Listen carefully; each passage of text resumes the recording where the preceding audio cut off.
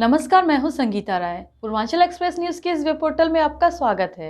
आइए देखते हैं हमारे संवाददाता राम सकल यादव की यह विशेष रिपोर्ट।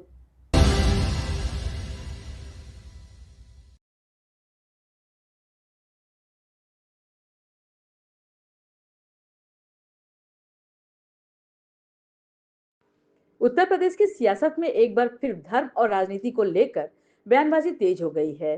शंकराचार्य स्वामी अभिमुक्तेश्वरानंद द्वारा मुख्यमंत्री योगी आदित्यनाथ को लेकर दिए गए बयान और कॉलनेमी शब्द के इस्तेमाल पर अब सियासी प्रतिक्रियाएं सामने आ रही हैं। इस पूरे विवाद पर उत्तर प्रदेश सरकार में कैबिनेट मंत्री ओम प्रकाश राजभर ने खुलकर अपनी बात रखी है। ओम प्रकाश राजभर ने से जब पूछा गया कि शंकराचार्य अभिमुक्तेश्वरानंद कालनेमो किसे कहा गया, कौन है कालनेमो, ये योगी आदित्यनाथ बताएं। जिस पर कैबिनेट मंत्री ओम प्रकाश राजभर का कहना है कि रामायण में हम लोगों ने जो देखा सीरियल, उसमें लक्ष्मण जी को शक्तिमान लगा था। लक्ष्मण जी को उसको बचाने के लिए हनुमान जी संजीवनी बूटी लाने गए थे, जिसके बीच में संजीवनी बूटी नहीं आवे, इस नाते कालनेमी हनुमान जी को घेरे। हनुमान जी भी उसकी चाल में फंसने वाले थे, लेकिन हनुमान जी समझ गए कि यह कालनेमी नहीं बल्कि किसी के द्वारा भेजा गया अवरोध है, तो हनुमान जी ने उसकी दवाई कर दी और आ गए तथा संजीवनी बूटी ले आए और लक्ष्मण जी का प्राण बचाएं। वहीं दूसरी तरफ से पूछे जाने पर कि सीएम योगी के पास 40 दिन का समय है गाय को राज्य माता घोषित करने और गोमांस निर्यात पर पूर्ण प्रतिबंध की घोषणा यूपी सरकार नहीं करती तो 10-11 मार्च को लखनऊ में संत सभागम में सीएम योगी आदित्यनाथ को नकली हिंदू घोषित कर देंगे। उनका जवाब था, क्या वह पूरे साधु संतों के ठेकेदार हैं, नेता हैं?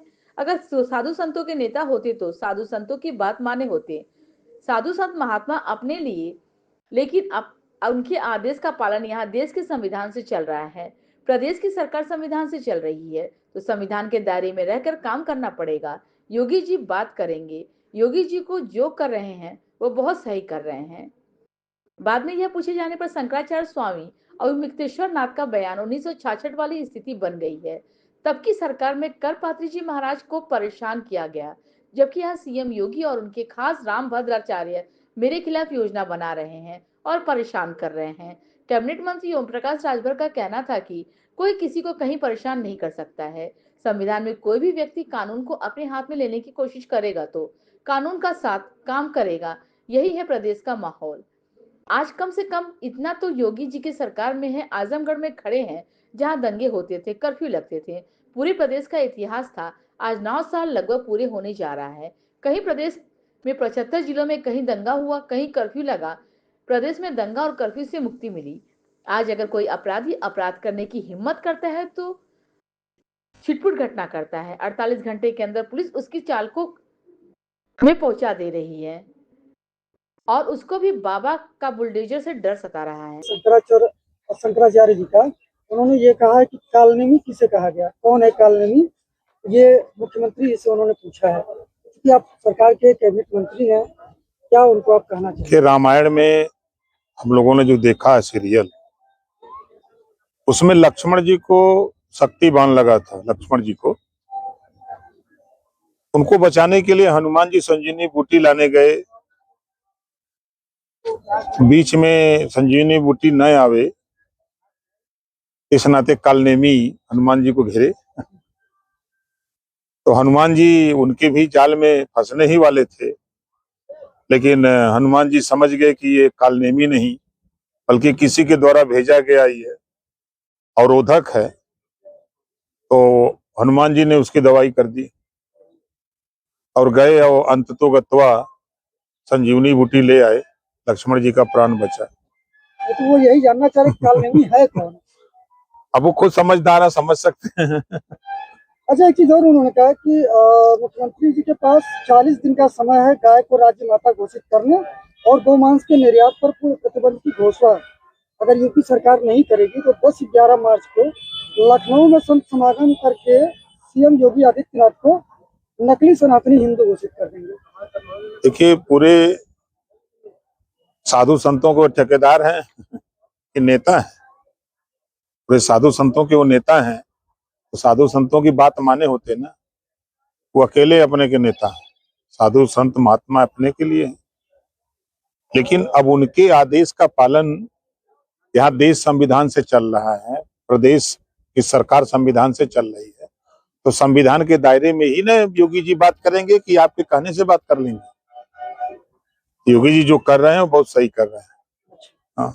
एक आखिरी सवाल और रह गया, तो उनका यह भी बयान है कि 1966 वाली स्थिति बन गई है, तब भी सरकार ने करपात्री जी महाराज को परेशान किया था, और आज सीएम योगी जी और उनके खास राम भद्राचार्य द्वारा मेरे खिलाफ योजना बना करके उन्हें परेशान किया जा रहा है। कोई किसी को कोई परेशान नहीं कर रहा है। संविधान में कोई भी व्यक्ति कानून को अपने हाथ में लेने की कोशिश करेगा तो कानून के साथ काम करेगा। यही है प्रदेश का माहौल। आज कम से कम इतना तो योगी जी के राज्य में है ना। हम जहां आजमगढ़ में खड़े हैं, दंगे होते थे, कर्फ्यू लगते थे, पूरे प्रदेश का इतिहास था। आज 9 साल लगभग पूरा होने जा रहा है। कहीं प्रदेश में 75 जिले में कहीं दंगा हुआ, कहीं कर्फ्यू लगा। प्रदेश में दंगा और कर्फ्यू से मुक्ति मिली। आज अगर कोई अपराधी अपराध करने की भी हिम्मत करता है, अगर वो कहीं छिटपुट घटना करता है, तो 48 घंटे के अंदर पुलिस उसको सलाखों में पहुंचा दे रही है और उसको भय सताता है, देखता रहता दाहिने बाएं कि कहीं बाबा का बुलडोजर न आ जाए। विपक्ष भी शंकराचार्य के मुद्दे पर लगातार जो है प्रदेश सरकार को घेर रही है। प्रदेश सरकार देखिए, विपक्ष जो है, 2 चीजें हम उनके विषय में कहना चाहेंगे। एक तो पाकिस्तान का पानी पी ले, पाकिस्तान के पानी में विरोध है। दूसरा उनके दिमाग में है कि अब सरकार के सुर में सुर मिलाएंगे तो उनको वोट कौन देगा। इस नाते विपक्ष के लोग हमेशा सरकार का विरोध करते हैं। ये इतिहास है आजादी के बाद से, जब से लोकतंत्र बहाल हुआ है, लोकतंत्र देश में लागू हुआ है, तब से विपक्ष का काम ही सरकार का विरोध करना है। ये जो पाकिस्तान के पानी पीने वाले लोग हैं, ये कौन कांग्रेस के लोग हैं या समाजवादी पार्टी? सब लोग हैं, जितने विपक्ष के लोग हैं विरोध कर रहे हैं। आप बताइए, अयोध्या में भगवान राम का मंदिर बना, विरोध लोगों ने किया, विपक्ष के लोगों ने किया ना। अब किसान सम्मान निधि सीधे खाते से खाते में जा रही है, विरोध किया ना। क्यों किया? अब इस नाते की जो लीकेज था, जो बीचवे में लूट लेते थे, ये लूट नहीं पा रहे हैं। इस नाते विपक्ष परेशान है कि यार तो सब फेविकोल लगा के चपनाते रहे, सब सही हो जा रहा है। मंत्री जी एक जनसभा करने जा रहे हैं जिसमें सीएम सहित दोनों डिप्टी सीएम की उपस्थिति भी आपने कराई है। इस जनसभा के माध्यम से क्या संदेश देना चाह रहे हैं?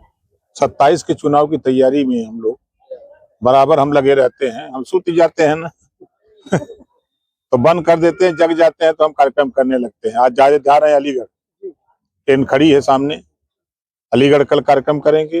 ये रात को पकड़ लेंगे ट्रेन वैशाली, आ जाएंगे लखनऊ और फिर वहां से चल देंगे, फिर किसी जिले में डेरा गिराएंगे। लगातार जिस तरह से आप आजमगढ़ में डेरा डाले हुए हैं, उसको लेके क्या लगता है कि अतरौलिया वाली सीट ये माना जा रहा है कि अब गठबंधन के खाते में जाएगी? आजमगढ़ की 10 की 10 सीटें हम आपको जीत के दिखाएंगे। 22 तारीख को आप भी सादर आमंत्रित है, आइएगा। गठबंधन से एनडीए की बात, एनडीए सरकार की बात मैं कर रहा हूँ, ठीक है। आप 22 तारीख को आइएगा, देखिएगा। कम से कम गिनती से 1 लाख लोगों को जुटाऊंगा। 35 बीघे का मैदान है, साफ सफाई लगी है, 2 जेसीबी लगी है, काम हो चालू करा दिए हैं। दोनों डिप्टी सीएम का प्रोग्राम मिल गया है। सीएम साहब से उनको चिट्ठी दे दिया हूँ, क्या बताते हैं, हम काम पे लगे हैं। 27 का आगाज। हम 27 के लिए एकदम तैयार हैं। धन्यवाद।